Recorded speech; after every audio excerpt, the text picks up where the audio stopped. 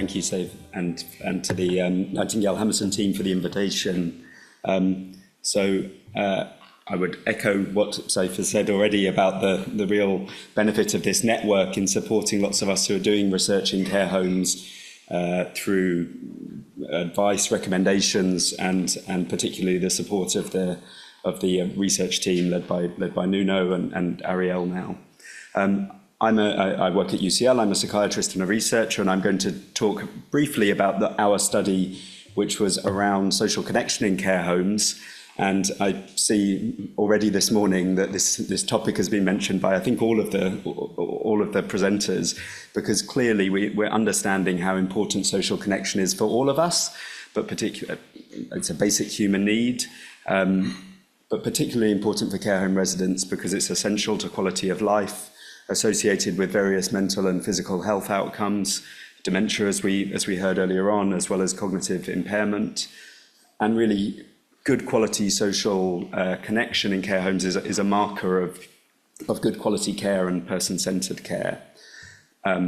We know, though, that in the general community and in care homes, loneliness and social isolation is a problem, potentially an increasing problem. So these estimates are wide, but somewhere around a third to a half of people living in care homes describe loneliness.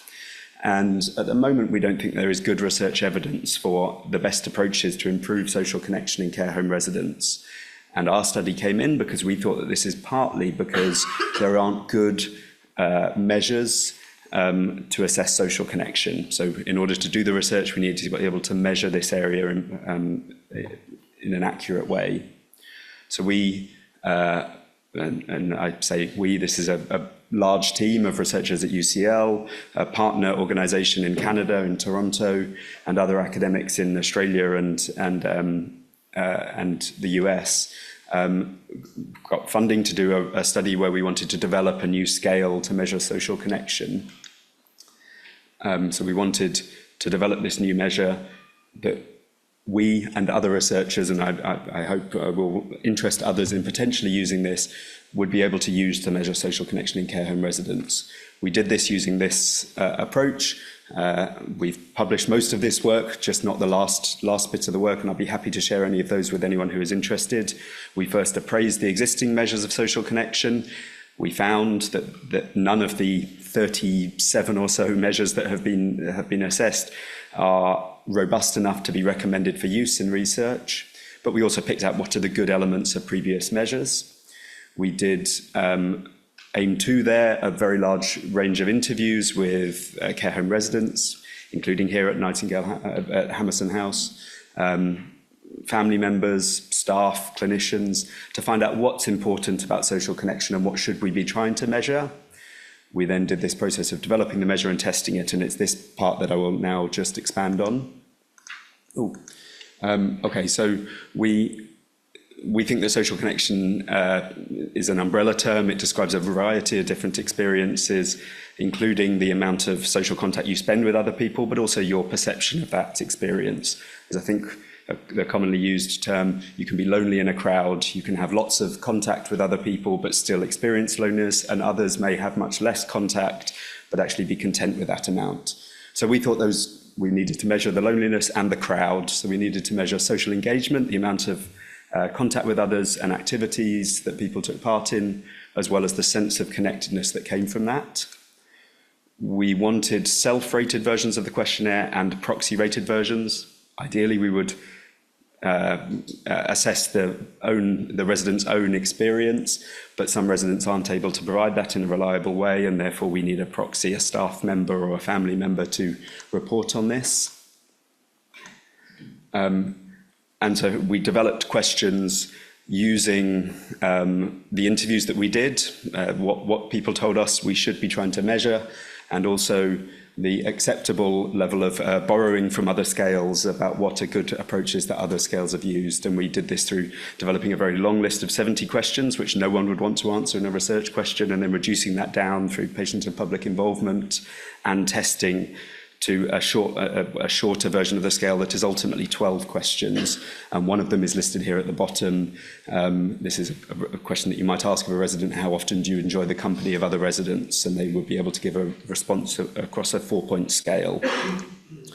Just to very briefly give the results of our study. So I was trying to work out, I think we spoke to nearly 400 people in total as part of this study, but the final version of the scale was tested in 52 care home residents and 52 corresponding staff members in the UK and Canada, on average age 85, the slight majority of women, and 2/3 of them had dementia, reflecting the care home population in general. Residents took 8 minutes to answer our questions and could answer, 92% of the questions, so the scale is answerable for most residents. Staff were a bit quicker and found almost all the questions answerable. The scale is reliable in terms of being acceptable level of reliability, the self-rated scale, and a high level of reliability for the staff-rated scale. That means that if 2 researchers ask the same set of questions, you'll have a consistent response from the resident or the staff member, or if you go back a couple of weeks later, you're likely to get a reliable, consistent measurement. And then we found that responses correlated with other important domains, so specifically quality of life and neuropsychiatric symptoms. People who had better quality of life reported better social connection, and less neuropsychiatric symptoms, that might mean depression or apathy or anxiety, had better social connection. And in addition, the staff-rated scale was linked to dementia severity and another scale of social engagement. This suggests that the scale is valid, or we believe that to be the case.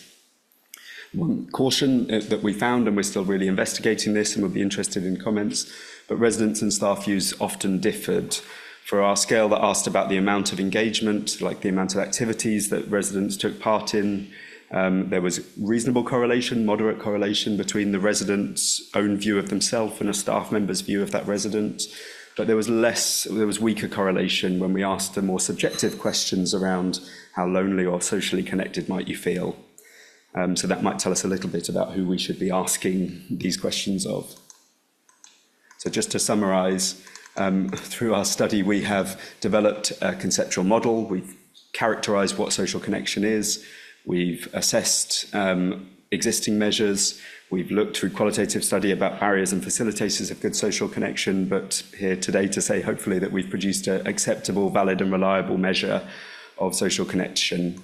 And we would really welcome other researchers being interested in this area to use our scale. The scale will be freely available. I can send it to anyone who would like it now for use as an outcome measure in trials, observational studies to consider what are the elements of social connection, and other next steps that we're interested in is whether this is something that care homes would like to use as a routine part of care to consider the quality or changes in the quality of social connection in their residents.